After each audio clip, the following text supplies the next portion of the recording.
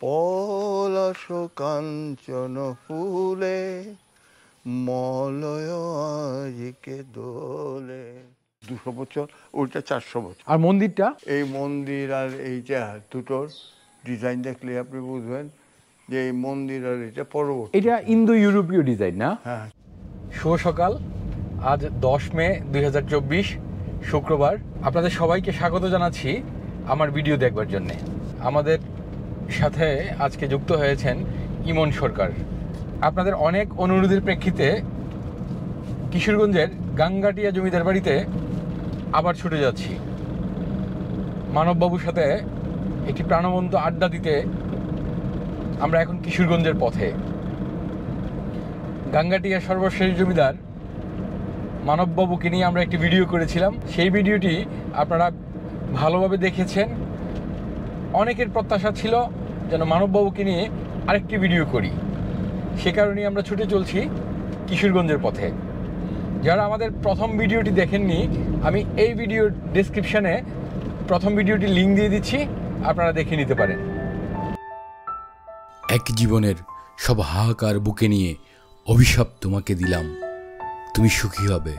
ব্রহ্মপুত্রের মেয়ে, দেখে নিও, খুব সুখী হবে। ব্রহ্মপুত্রকে একপাশে রেখে যখন ছুটে চলছি, তখন হেলাল হাফিজের বেদনাকে বলছি কেদোনা কাব্যগ্রন্থের এই কবিতাটির কথা মনে পড়ে গেল। যাই হোক, গাঙ্গাটিয়া জমিদার বাড়ি নিয়ে দুটো কথা বলি।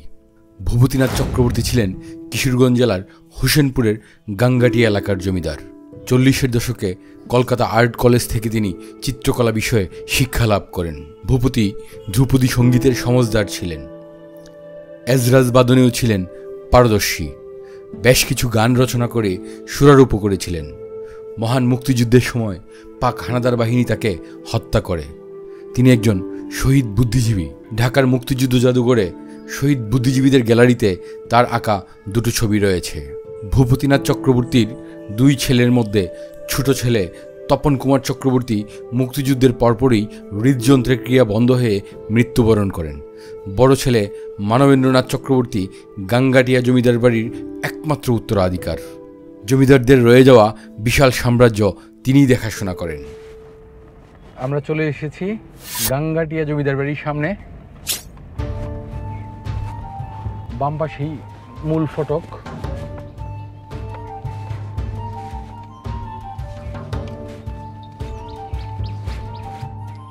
এটা হচ্ছে বাড়ির মূল ফটক। এটার ডিজাইনও কিন্তু ভূপতিনাথেরই করা।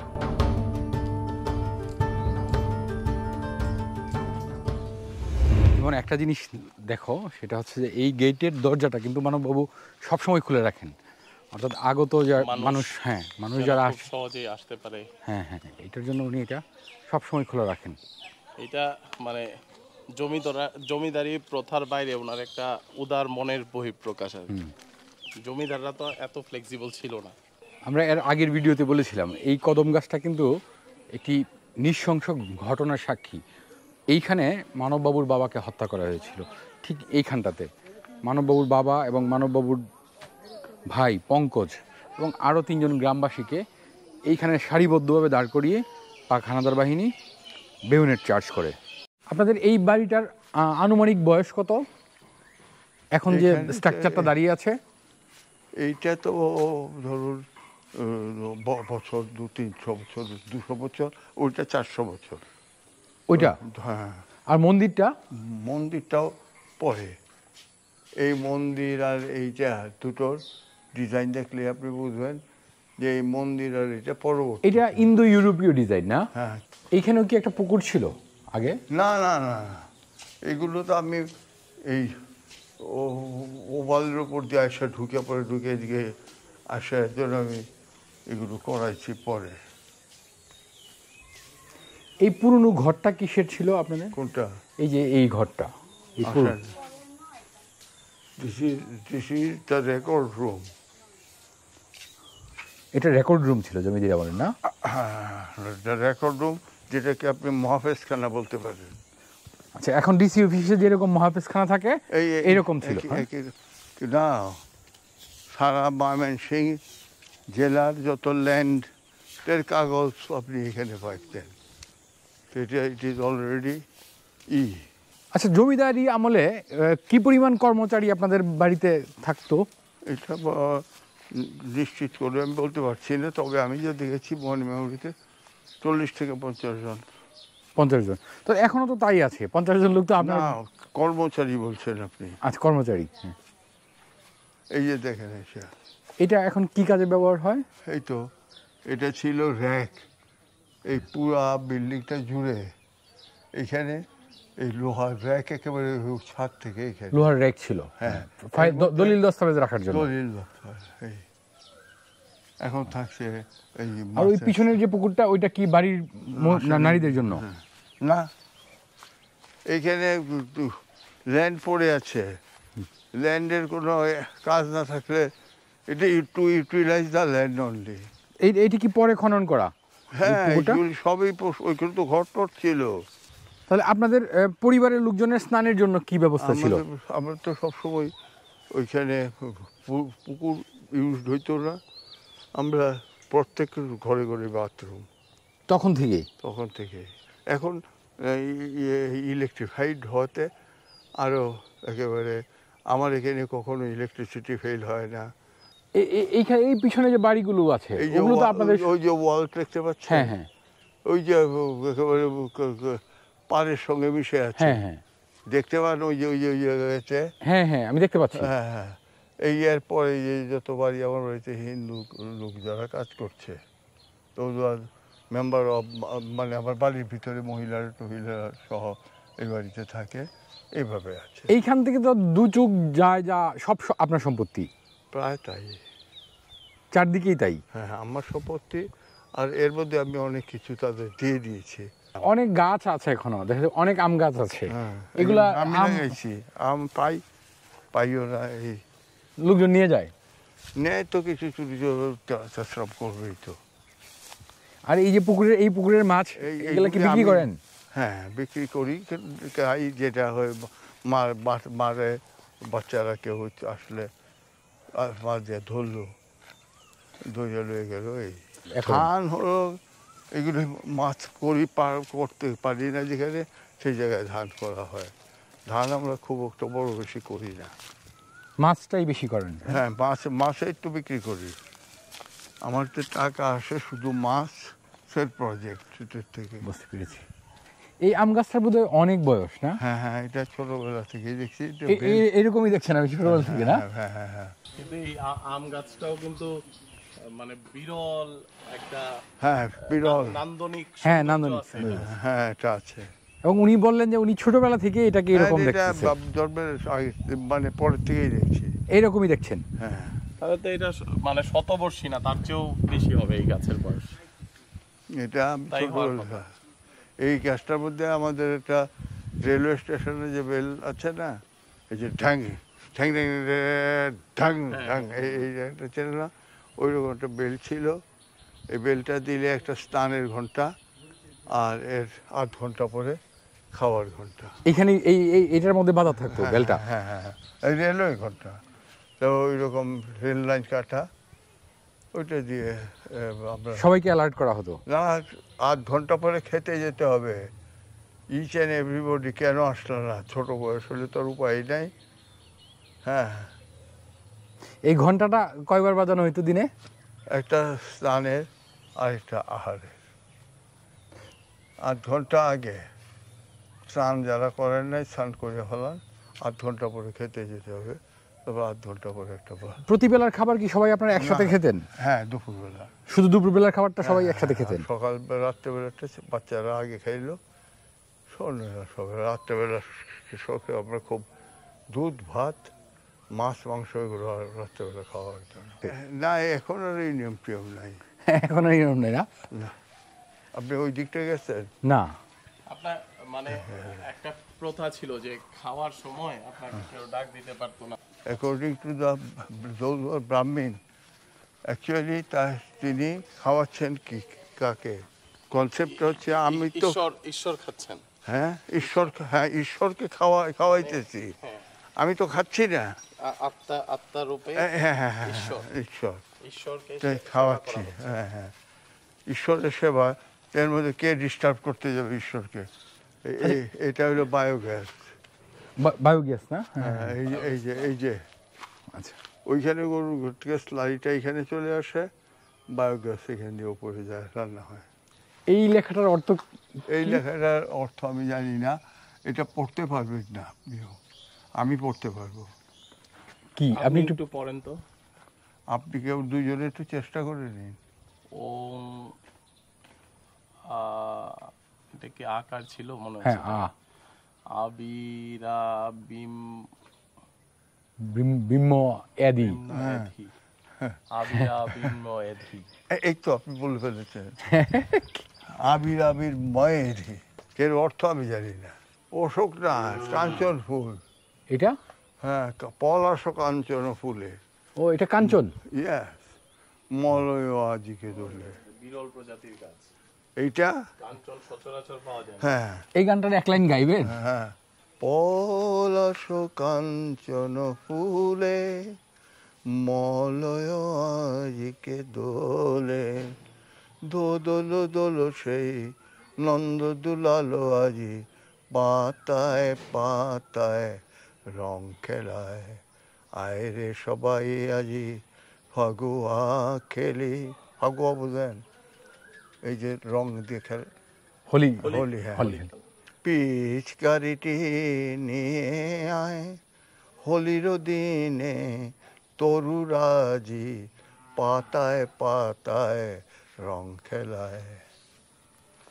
এই এই গাছটাও কি আপনার হাতে লাগানো? আমার হাতের, আমি এক জায়গায় গাছটা পেয়েছি এই কালারে। বয়সে মানে এখনো পর্যন্ত আপনার গলার কিন্তু স্বর ভাঙে নাই, এটা খুব অবাক হওয়ার মতো বিষয়। আপনি ভেতরেও যখন গানটা গাইলেন আমি খুব খেয়াল করলাম। আমরা এই গাড়িটা আপনি ব্যবহার করেন না? এটা আমাদের, আমি তো খুব আগে আরেকটা অন্যরকম গাড়ি ছিল, বিরাট গাড়ি ছিল, একেবারে বিরাট গাড়ি ছিল। গাড়ি রাস্তায়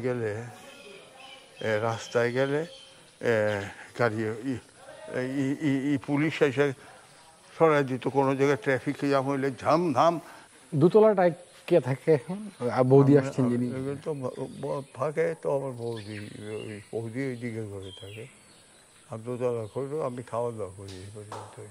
তিনতলায় ওঠা নামা করতে আপনার কষ্ট হয় না? আমি 1000বার উঠলেও কিছু হয় না। সবাই তো ওই পর্যন্ত, এখানে তো অনেক না, এটা তো ছোট। ওইদিকে আমি তো মানে আমি একজনের সাথে তর্ক করলাম যে না, ওনার ফিশারিটা হচ্ছে ওনার ঠিক না, ফিশারি বাড়ির দূরে। পাশেই, কিন্তু এইটা যে মানে আমার সাথেই ফিশারি না, ও আপনার সাথেই। এটা মূল আমি ধরে নিয়েছিলাম যে এটাই বোধহয় মূল ফিশারি। এটাই তো অনেক, ওই ওই মাথা পর্যন্ত সবটাই তো। সবটাই। এবং আপনার তো এই যে বাড়িগুলো, হ্যাঁ, ইলেকট্রিফাইড যত হ্যাঁ। পিলার আছে সবই আমার। আপনি আমাকে বলেছিলেন যে মাছের পোনা আনতে আপনি গৌরীপুরে যান। যাইতাম এক সময়। আচ্ছা, আমার খুব জানতে ইচ্ছা করছে, অজিত এই চৌহান। এই সাম্রাজ্য রেখে হ্যাঁ, আপনাকে বিদায় নিতে হবে, এটা আপনার কেমন লাগে? এটা চিন্তা ওইভাবে তো করি না, কারণ আমি এখানে আছি এই কারণে যে আমি ইন্ডিয়াতে থাকলে পারি, আমার ভাই বোন কেউই এখানে নাই। হ্যাঁ, জেঠতো তো খুঁড়তো তো ভাই নাই এখানে কেউই। আর আমার বৌদি আছেন, উনিও উইডো, উনিও এখানে থাকতে বাধ্য হচ্ছেন যেহেতু আমি আছি, এরকম। কিন্তু আসল ঘটনা তো তা নয়। আমি হলাম হোমসিক ম্যান। হ্যাঁ, তার কারণ আমি চিরকালই মানুষের সঙ্গে শহর বিক্রি করে দিয়ে মাছ আছে তো থাকছি। আপনি কি এগুলো কোনো ট্রাস্ট করে দিতে চান, এরকম কিছু? আমার মাথায় ট্রাস্ট করতে হবে, নিরুপায় হয়ে যায়।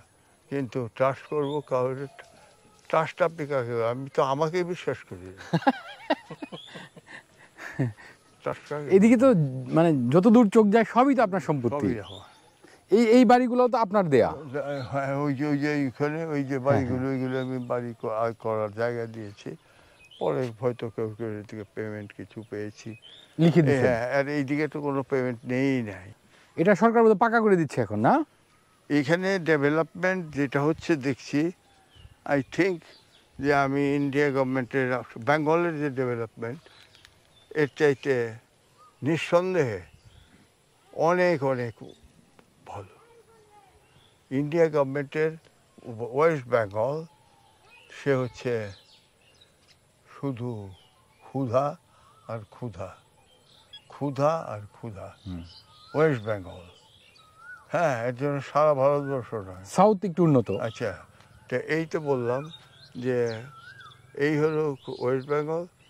Everybody is হ্যাঙ্কারিং for food, hungry. Food for hungry. হ্যাঁ, সেই তুলনায় আমাদের ডেভেলপমেন্টটা রেপিড। আমাদের ডেভেলপমেন্টটা এটা ডেভেলপমেন্ট র্যাপিড না, এটা ডেভেলপটাই ছিল সুজলা সুফলা শস্য হইয়া বাংলা। বাংলা এই যে ও আমার বঙ্গভূমি, এটা তো আজকে না, ব্রিটিশ আমল থেকে আছে। বঙ্গভূমির গল্প তো ব্রিটিশ আমল থেকে আছে। তো সুতরাং বাংলাটা প্রাকৃতিক ভাবেই আসলে সমৃদ্ধ। এখানে বরং যেটা হচ্ছে এই প্রাকৃতিক দৃশ্যগুলো বহু জায়গায় নষ্ট করে ফেলছে। আমি ক্লাস 8-9-এ উঠে গেলাম, হ্যাঁ, তখন আমার গার্জিয়ানরা টের পেয়ে গেছেন যে আমার কিছু লেখাপড়া হবে না, সুতরাং আমাকে বাড়িতে নিয়ে আসলেন। আমি এখান থেকে ওই কিশোরগঞ্জ হাই স্কুল থেকে, কিশোরগঞ্জ গভর্নমেন্ট হাই স্কুল, কিন্তু এই স্কুলটা আমাদের। আচ্ছা, হ্যাঁ, গভর্নমেন্ট না হলে আবার এই স্যালারি পাওয়ার জন্য ফ্যাসিলিটিস অনেক কম। এবং এটা কি সরকারি স্কুল যখন সরকারি হলো তখনই নামটা পরিবর্তন করে ফেললো। মানে এই স্কুলটার নাম ছিল Ramananda high school. Ramananda high school. Ramananda কে ছিলেন? এবারের একজন। এইবারেরই একজন। হ্যাঁ। এটার টোটাল প্রপার্টিও আপনাদের? প্রপার্টি আমাদের, এই মেডি ল্যাবটা আমাদের, সবই তো আমাদের। কিশোরগঞ্জের ডিসি অফিস থেকে আরম্ভ করে অনেক অফিসই আমাদের। আমার নাম ইন মাই নেম। এটা ডিসি অফিস করলো কীভাবে? ডিসি সাহেব এখানে অফিস করেছেন, আমাদের শক্তি কমে যাচ্ছে, সরকারের শক্তি বেড়ে গেছে, এই তো এইখানে। তার মানে আপনার ওই গাইটাল বাস স্ট্যান্ড, গাইডাল মৌজাটাই আমার নামে। আচ্ছা, গাইডাল মৌজাটা in my name. We are the founder zamindar of this area. ব্রিটিশরা অত্যন্ত ধূর্ত। আমি আমার গাইডাল মৌজাটা বেদখল করেই নিয়েছে, এবং সরকারি যত অফিস, পুলিশ অফিস বলুন, ওর যা বলেন সবই প্রায় আমার। আচ্ছা, হ্যাঁ, তা এগুলো কিন্তু উদ্ধারের তো আর কোনো পথ নাই। পল্লী বিদ্যুৎ এর অনেক জমি আমার। হ্যাঁ, তা এইভাবেই আমাদের জমি সব চলে গেছে। আমি শহর ছেড়ে গ্রামে এসে বসে আছি। আচ্ছা, পরে এইখানে পড়া মানে মেট্রিক দিলেন, তারপরের সময়টার পরে মেট্রিক দিয়ে পাশ করে গেলাম গিয়া সেই আবার কলকাতায়। আচ্ছা, তারপর তো কলেজ লাইফ আরম্ভ হলো ওইখানে। তারপর তো তখন কলকাতায় আসলে মানে কারা থাকতো, মানে ওখানে কি আপনাদের? আমরা হিন্দুরা তো সবাই সেকেন্ড হোম ওইখানে করেই নিয়েছে আগেই। Do you think that you will be able to stay here throughout your life? Certainly not. আপনি যদি সাদা কথা বলেন তাহলে মিথ্যা কথা বলতে পারেন।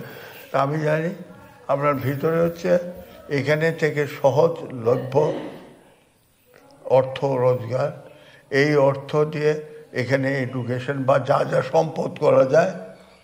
আপনার ছেলে লেখাপড়া শিখলো, সেন্ড হিম। অমুক ঘটলো, send him. In that way আপনি এখান থেকে এই অর্থর বিনিময়ে যে সেটেলমেন্ট, হ্যাঁ, ওখানে গিয়ে সেটেল হতে পারেন। ওই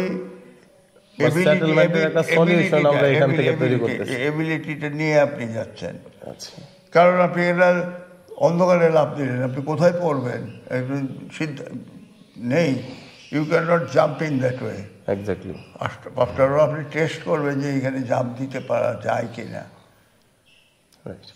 হ্যাঁ, তো ওই তো। তারপরে কলকাতা থেকে এরপর যে কলকাতায় গেলেন? কলকাতায় গেলাম আমি পড়াশুনো করি না, স্কুল লাইফ শেষ করে কলেজ লাইফে ঢুকলাম। কলেজ লাইফে ঢুকে তখন আমাকে দিয়ে দিল এয়ারপোর্টে চাকরি। আচ্ছা, তোকে এগুলো পড়ে কিছু হবে না, এয়ারপোর্টে আমি মাত্র এই মাস দুয়েক শিক্ষানবিশ সেটা করলাম। হ্যাঁ, ওয়্যারলেসে। আচ্ছা, ওয়্যারলেসের চাকরি। তো ওয়্যারলেস অপারেটর এয়ারপোর্টে। আচ্ছা, এই চাকরি আমাকে আমার কাকা ইন্টেন্ডিং মাইগ্রেন্ট যিনি চার্জে ছিলেন, তো তুমি আসো, আর চাকরি করতে হবে না, গিভিটা তুমি আমাকে ডেকে, এই তো এখানে নিয়ম অনুযায়ী সকল কর্মচারীদের ডেকে উনি আমাকে বললেন যে উনি যে চেয়ারে বসে কাজ করতেন অফিসিয়াল ডিউটি, ওই চেয়ারে ওনার চেয়ারে আমাকে বসতে দিলেন। উনি উঠে দাঁড়ায় বলে তুমি এটাতে বসো। আমি কেউ বসলাম ওনার চেয়ারে, ডাবল চেয়ার। উনি আমার পাশে বসলেন। আচ্ছা, যে আপনারা সবাই ওকে বলে পিঠে মানুষ করেছেন, এখন আমার বয়স হয়ে গেছে, আমি আমার দায়িত্ব এই তার হাতে দিয়ে গেলাম। My father is also killed by the army. My cousin was also killed in this army ইসেতে by the help of the collaborators. এটার মানে এই হত্যাকাণ্ডের প্রেক্ষাপটটা কি ছিল? কিছু না, আমরা renowned person and influential man, জমিদারের সন্তান। আমার পিতা জমিদার ছিলেন, হ্যাঁ, জমিদারের সন্তান। আমরা একটু অন্য প্রসঙ্গে যাই। আমরা জানি যে ভূপতিনাথ চক্রবর্তী আপনার পিতা, উনি অনেক গুণী মানুষ ছিলেন। উনি চিত্রবিদ্যায় পারদর্শী ছিলেন, উনি এজরাল বাজাতেন, উনি একজন ডক্টর ছিলেন, হ্যাঁ, ডাক্তারি করতেন বিনা পয়সা, চিকিৎসা করতেন। আপনার মনে হয় আপনি আপনার পিতার কি গুণ পাইছেন? পিতার গুণ তো আমার পাওয়ার কথা না, কারণ আমি এখানে আইসা বসলাম একটা সরকারের চাপ, আর আমার হতে বেঁচে থাকার জন্য প্রাণান্তকর চেষ্টা। আমি না হলে কিশোরগঞ্জ শহরটা বিক্রি করবো কেন, মেডিল্যাব বিক্রি করবো কেন বলুন? হ্যাঁ, কিশোরগঞ্জের বাসাটাও আপনাদের বিক্রি করে দিয়েছেন? এই তো মেডিল্যাবটাই আমাদের বাসা। আচ্ছা, আচ্ছা, এইখানেই আমাদের বাসা ছিল। এই বাসায় থেকে ম্যাট্রিক পাস করেছি কিশোরগঞ্জে থেকে। Kishoreganj government high school, Kishoreganj government high school যেটা, এটা আমরা প্রতিষ্ঠা করেছি। না, সেটাই বললেন আপনি। তাহলে এখন কি কিশোরগঞ্জের ভেতরে আপনার জমি নাই? আমার জমি আমি রাখি নাই, কারণ আমি শহর থাকাটা পছন্দ করছি না। তো আর জমি বেদখলে আছে অনেক জমি, এখন টুকটাক মামলা করতেছি আর টাকা পাইতেছি, টুকটাক মামলা লাগাইতেছি। আপনি বাড়িটাই করেছেন, বাড়িটা ভাঙে যাবে, কারণ আমি তো মামলা করেছি। আমার টাইটেল সব এভরিথিং ইজ দেয়ার। আমি বলছি আপনি মামলাটা লাগাই দিয়ে বললাম কম্প্রোমাইজ করলে আপনি টাকা দিবেন, পুরো টাকা দিতে হবে না। আপনি বিল্ডিং করেছেন, এটার দাম আমি চাবো না। আপনি এটা সেটা করেছেন কনস্ট্রাকশন, না হইলে এই হাইকোর্ট সুপ্রিম কোর্ট পর্যন্ত আমাকে কেস করবে। এখন আপনি কতগুলো মামলা আছে আপনার? হ্যাঁ, আপনার করা কতগুলো মামলা আছে? এটা আমি বলতে পারবো না। এগুলো যখনই যাকে পাই তখনই ধরি। আপনি বাধ্য হয়ে আমার সঙ্গে কম্প্রোমাইজ করে টাকা দিয়ে দেন। হোসেনপুরে তখন উপজেলা চেয়ারম্যান সিস্টেম চালু হলো, আমাকে উপজেলা চেয়ারম্যান বানায় দিল পাবলিকে জোর করিয়া। আপনি যেন কত সালে মোটামুটি প্রথম আমার যারা দাঁড়ায় পড়ছে, আমি তো দাঁড়াবো না। ঘটনাটা তো আমি পলিটিক্স করি না, এই দেশ আমাদের জন্য নয়, এই সমস্ত বক্তৃতা করি। তো বলছে যে আপনাকে যেতেই হবে, হোসেনপুরকে বাঁচাতে হবে, এই করতে হবে। টাকা পয়সা নেই মানে ওদিকে তো চাও খাই নাই। হ্যাঁ, আমি এইটা আমার মনে আছে, সেই জন্যই আপনাকে জিজ্ঞেস করা যে আমার যদ্দূর মনে পড়ে যে আপনি আপনার বেতনের টাকা দিয়ে একটা স্কলারশিপ ফান্ড তৈরি করেছেন। আমি ফান্ড তৈরি করেছিলাম এবং কি বলছিলাম, আমি তো আমার একটা উদ্দেশ্য ছিল যে টু এক্সিলারেট দ্য এডুকেশন। এই দেশে এডুকেশন নাই, The person concerned, those who are educated and এই আমাদের serving the nation, they are not properly educated. এই আনফর্চুনেট পরিস্থিতির জন্য আন্ডার কম্পালশন আমি এই বাড়িতে ঢুকলাম। বাড়িতে থাকবার কোনো লোক নাই। আফটার মি এই বাড়িতে কেউ থাকবে বলে আমার মনে হয় না। পরিবারে কেউ থাকে না, তারা মাঝে সাঝে আসে। আমার বোন, ভাগনা, ভাগ্নি ইংল্যান্ড, আমেরিকা, কলকাতা সব জায়গার থেকে আসতেছে। সেও তো বৎসরে 2-4 জন, 5 জন, 10 জন আসতে পারে। তারা আসলে 3 দিন থাকলে 4 দিনের দিন চলে যায়। আচ্ছা, এই যে সারাদিন মানুষজন আপনার বাড়িতে আসে, বিরক্ত করে, না, আমি বিরক্ত আমাকে করতে পারে না। আপনি বিরক্ত বোধ করেন না? এটা আমার বিরক্ত বোধ করলে আমার স্টুপিডিটি হবে। হ্যাঁ, আমি বরং এই মানুষগুলো আসে বলে আই ফিল বেটার।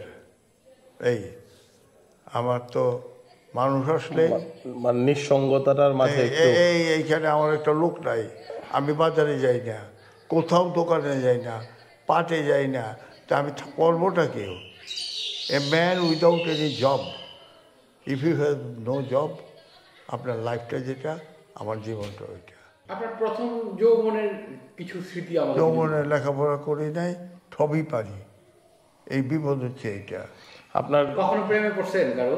না, ওই সমস্ত সময় আমাদের এই গান বাজনাই প্রেম। এই বৌদির সঙ্গে আপনার পরিচয় কিভাবে হয়েছিল? বিয়ে ঠিক করেছে, বিয়ের আগেও চিনি না, জানি না, এইভাবে। আপনি কি বিয়ের পরে ওনাকে দেখছেন? জি। ওনার সঙ্গে আপনার সম্পর্ক কেমন ছিল? সব ভালোই। কখনো ঝগড়া হইতো? ঝগড়া তো আমাদের মধ্যে এই বাড়িতে কারোর সঙ্গে ঝগড়া হয় না। আচ্ছা, কখনো কোনো সুন্দরী নারীকে দেখে কেঁপে ওঠেন নাই? না, না, জীবনেও না। এই সমস্ত আমরা রাস্তা দিয়ে যাই না। এগুলো তো কাঁচা, এইগুলোর মধ্যে এগুলো হচ্ছে the person concern, those who are no work at all. আপনি আমার কাছে কে আসবে? আপনি এইখানে এসে বসতেন, এটাই তো আমি পাবলিক প্রতিনিধি হয়েছে বলে। আপনি এইখানে না এসে বাইরের থেকে আপনি বিদায় হয়ে যেতেন। হ্যাঁ, এইটা অন্য জমিদারের কথা জানি না। We are very conservative পাপল, we are ব্রাহ্মণ বাই কাস্ট। আমার সামনে কেউ এখানে একটা চেয়ারে বসবে, এই বাড়িতে আপনি কেউ বসাইতে পারবেন ঘাড়ি ধরিয়া? বৌদি চলে যাওয়ার পরে এখন কি সত্যি আপনি নিঃসঙ্গ বোধ করেন না? না, নেভার। কারণ আমার তো বহু লোক আছে, কাজ করতেছে, কাজের লোক আছে, তারা যখনই যা আছে সবই দিচ্ছে, অনার্ড বাই এভরিবডি। আর আমার একটা সুবিধা হয়েছে, I got the opportunity to mix with the common people when I became the chairman of this area. এখানে ধরেন আপনার অনেক ফুল গাছ আছে, এই যে ছেলে পেলে তারা কোনটা, এই যে ধরেন ফুলের গাছ, এটা মেনে নিতে হবে। কারণ তাদের ফুলের আরও গাছ ছিটতে দিয়া এই অভ্যাস, এই যে দেখেন হাতে করে নিয়ে গেল এইমাত্র একজন। আচ্ছা, তো এরকম ছিটতে একদিন তারা সভ্য হয়ে যাবে। আর তত এই যে আরেকটা তুলতেছে আমরা, we feel very uneasy to deal with that person concern. হ্যাঁ, কারণ হাঁটিতে শিখে না খেয়ে আচার, বুঝলেন না? আচার খাবে, তারপর না ঠিক হবে, তারপর শিখবে, বুঝলেন না? ওই সময়টা দিতে হবে। গানের হাতে খড়ি কিভাবে? হাতে খড়ি আমার বাড়ির সবাই গান জানে। আমার ছোটো ভাইয়ের গানের মধ্যে আছে, গান করতেছে, সেই গান আদার ছিল। আমরা কখনো গান করি নাই। আপনিও কি অ্যাজরাজ বাজাইতে পারেন? না, আমি হারমোনি বাজায় গান দিতে পারি। এই দেশ যেভাবে চলছে, জেনারেশনকে উপদেশ দিলে তো চলবে না। রাষ্ট্র পরিচালকদের উপদেশের উপর নির্ভর করছে। If each and everybody they will leave this country, এটা আপনি জানবেন। আর those who are progressive minded Muslim, they will quit এই দেশ থেকে, চলে যাবে বিদেশে গিয়ে কোনো জায়গায় তার মেধা কাজে লাগাবে। কারণ এখানে মেধার কোনো মূল্য নেই। Exactly. এই দেশে কাহারও মেধা নেই। আর যে দেশে সবচাইতে দুর্ভাগ্যজনক, দারোগাকে সম্মান করি, সরকারি কর্মকর্তাদের সম্মান করি, শিক্ষককে সম্মান করি না। প্রচলিত ধর্মে আপনি বিশ্বাস করেন? যেখানে মানব ধর্ম রয়েছে, মানব ধর্ম, হ্যাঁ, তাই মানব ধর্ম যারা মানে সেটা যে ফর্মেই থাকুক সেটাই ধর্ম। প্রাপ্তি যে আমার পিতা যেখানে মারা গেছেন ওইখানে মা, ভাই, আমার স্ত্রী সবাইকে আমি এখানে ডেড বডি পড়াইতে পারলাম, এবং I have been waiting for that day. ওই দিনটা কত দিন আসবে, সেই দিন আমি ওইখানে চলে যাব। আপনি একটা লম্বা জীবন পার করেছেন, এই জীবনে আপনি কি তৃপ্ত? অতৃপ্ত হওয়ার কোনো খুব কারণ নাই। মানে এমনিতেও সন্ধ্যার দিকে ভিড়টা বেশি হয়। সন্ধ্যার দিকে গানের ভিড়টা হয়। আপনি কি 7 দিনের 7 দিনই খোলা রাখেন এটা? হ্যাঁ, সব আমি বাড়িতে থাকলে হয়। আপনি বাড়ি না থাকলে বন্ধ থাকে এটা, না? আমি না তাহলে কে বলবে? না, এই সদর দরজাটা বন্ধ থাকে না? এটা বন্ধ থাকে না, পার্টিকুলার টাইম হলে গার্ড আসলে গার্ড লাগাই যায়। তারপর এখান থেকে চিৎকার করে বলার লোক আছে। সাধারণত কয়টা থেকে কয়টা পর্যন্ত এটা ওপেন থাকে সদর দরজাটা? এটা রাত্রি 11টা বন্ধ হয়ে যায়। সকাল থেকে খুলে দেন? হ্যাঁ, আমি যখন গাড়িটা পার্ক করলাম তখন দেখলাম আরেকটা গাড়ি আছে, তাই আমি ওনাদের জিজ্ঞেস করলাম কোত্থেকে আসছেন। ওনারা অনেক দূর থেকে আসছে, প্রচুর সারা বাংলাদেশ থেকে লোক আসে। তা অর্ধেক আসে আপনাকে দেখার জন্য, অর্ধেক আপনার বাড়িটা দেখার জন্য। এই কি হবে, আসুক। আমি তো লোক আসছে। আপনি আমাদের এই সাবকন্টিনেন্টে একজন জনপ্রিয় মানুষ, আমি এটা বুঝলাম। কারণ হচ্ছে আমি অক্সফোর্ডের টিচাররাও আপনাকে, আমি যেন আরেকটা ভিডিও করি, আমি যেন আপনাকে আরেকটু দেখাই, তারা চাচ্ছিলেন, যে কারণে আমি আবার আসলাম। আচ্ছা আচ্ছা, আপনি কি আমার ওই ভিডিওটা দেখেছিলেন? দেখেছি তো বলবো। আপনার আসলে অনেকগুলো গুণ। প্রথম গুণ হচ্ছে আপনি খুব জনবান্ধব, আপনি মানুষকে পছন্দ করেন, এইটা আপনি গান জানেন, আপনি একজন জমিদার পুত্র, আপনি অনেক ভালো ইংরেজি জানেন, আপনার মন অনেক সুন্দর। আমি বাকি গুণগুলো এটার মধ্যেই চলে আসে আর কি। The members of the Hindu community, they are leaving this country for good. If they have some opportunity to live in that country. But I'm the only man, I'm সারা বছর এখানে থেকে আমি এখান থেকে ডিপার্টমেন্টে এসে গেছি। এটা হলো আপনার বৈশিষ্ট্য বলতে গেলে ওইটা বলতে পারেন যে আমি ওইখানে ছিলাম, ওইখান থেকে এই পারে চলে আসছে, মানুষ এই পার থেকে ওই পারে যাচ্ছে। বিষয়টা একটু হ্যাঁ, মাইনরিটি। তো আজকের মতো আমরা বিদায় নিই, আপনি খুব ভালো থাকবেন। না চিনলে থ্যাংক ইউ সো মাচ। আরেকবার ছিলাম, থ্যাংক ইউ, কষ্ট দিয়ে গেলাম অনেক, ভালো থাকবেন। ভিডিওটি আমরা আজকের মতো শেষ করছি। মানববাবুর সাথে আজকের আড্ডা আপনাদের কেমন লেগেছে কমেন্ট সেকশনে তা জানিয়ে দিতে পারেন। আজকের মতো বিদায় নিচ্ছি, সবার জন্য অনেক অনেক শুভকামনা।